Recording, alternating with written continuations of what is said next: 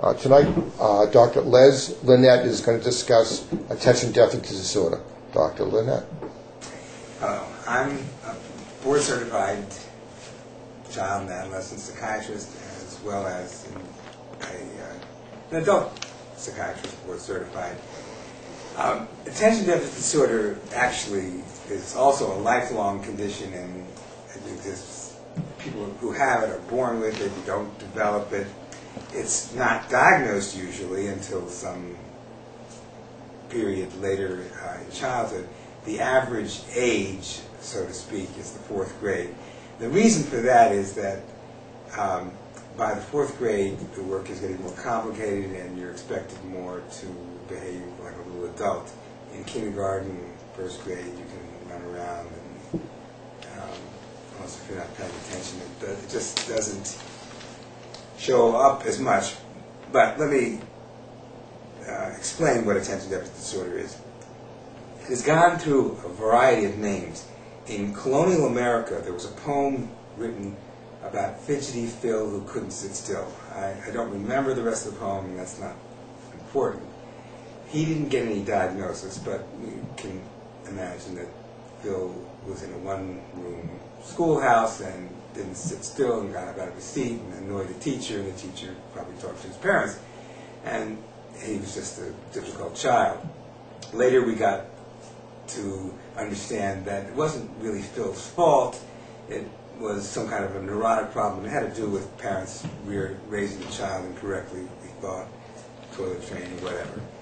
And then we got to understand this better and realize it basically has to do with the way the nervous system is built. And that name then was changed to minimal brain dysfunction, but it was dropped after a while because minimal brain dysfunction, which was abbreviated MBD, was often thought of as minimal brain damage, which sort of didn't sound too good. So we changed it to hyperkinetic syndrome, but that emphasized the fidgety Phil part and not some of the other aspects. What is involved with attention deficit disorder is difficulty in focusing.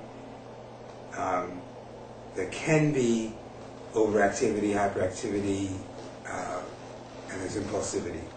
The current name, attention deficit hyperactivity disorder, not so long ago we called it attention deficit disorder, 2 types, with hyperactivity, without hyperactivity. Since 1987, we put the H back in, and it's ADHD, but it can be inattentive type. Now, if I were in charge of naming this, I would give it another name, because attention deficit disorder, while it's an improvement over fidgety Phil and minimal brain dysfunction and hyperkinetic syndrome, it's somewhat confusing sometimes. I've had Johnny in here, and I see him and say Johnny's having trouble learning, and he's having some behavior problems. I may tell Mom and Dad that Johnny has attention deficit disorder, and sometimes they'll say, I don't think so. Now, I know what's going to happen because I've gone through this a number of times. They're going to tell me that he can pay attention when he wants to. And a typical example is he'll sit in front of the computer and play computer games for 7 hours. He doesn't bother anybody. But when he's not doing that, he's tearing the house apart, pulling his sister's hair, chasing the cat, making a mess of the house, doesn't get his homework done. He can pay attention when he wants to. But that's really not what's happening. He can pay attention when it's interesting to him, when it's stimulating to him. I would rename this condition, if I were the one naming it, a search for stimulation disorder. If you give them stimulation, they're okay. If you give them something that's tedious, something that anybody might find tedious, but we know if we don't finish this form, it's just not going to get done, it's harder for them. So attention deficit disorder is a little bit like sitting in traffic. If you are in a car with friends and you have a radio on and the car's moving, as compared to the same radio station, the same companions, same car, stuck in traffic, That's what attention deficit disorder is like. It makes people feel nuts. If you have attention deficit disorder, you have trouble unless it's very interesting. And I've had some kids, one very bright boy who was acing science and failing English because he was very interested in science and he didn't want to read the poems about the leaves turning colors. So you call it selective focusing?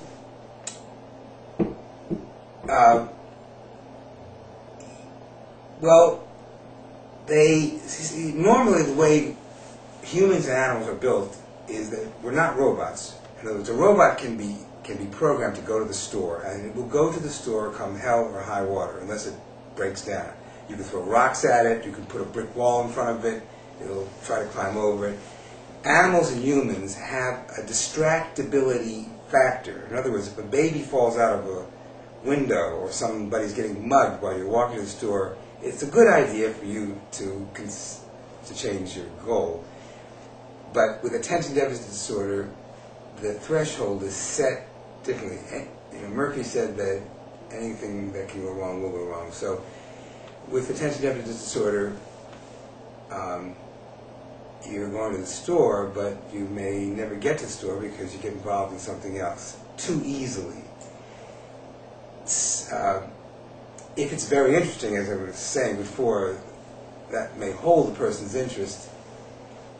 One of the reasons that the medicines that generally are the most effective, being the stimulants, one of the reasons that it may work is that it may stimulate the nervous system so that the individual is not so hungry looking for stimulation. A typical example is a boy is in class and he's in some kind of social studies class and he doesn't know what's going on because he hasn't been paying attention for a few weeks. He's looking out the window. He's looking for stimulation. If today the teacher is Miss Gorgeous, he may stop all of this doodling, and as she goes to the blackboard and writes, he may be very attentive, although he may not know what she wrote on board. So you can pay attention, but you have difficulty sustaining attention unless there's a high interest value in it. Some teachers are able to teach more interestingly. So sometimes I'll see a child who the parents will say, he really did well last year. He's doing terribly this year, and the year before he also did badly. But last year he did well, and I know he had a different kind of teacher. So if the disorder is not so severe, it's possible that the teaching individual, the method that the teacher is using, the personality, may keep the disorder from being so obvious. But it's hard for the individual to stay, to get themselves to stay with a task. Another example that I like to use is, and parents who have kids with attention deficit disorder know this, you don't necessarily have to do the work for them, but you may have to stand there to keep them focused because they can't focus so easily themselves. You help them get through the work, not by doing it, but just by keeping them on task. You cannot say, go finish these 10 problems, I'm going to take a shower, and then I'll check it after I come out of the shower. If you come out of the shower, you may not find your son or daughter there. So it doesn't have anything to do with intelligence, but it's a serious condition. 32% of people with attention deficit disorder do not graduate from high school.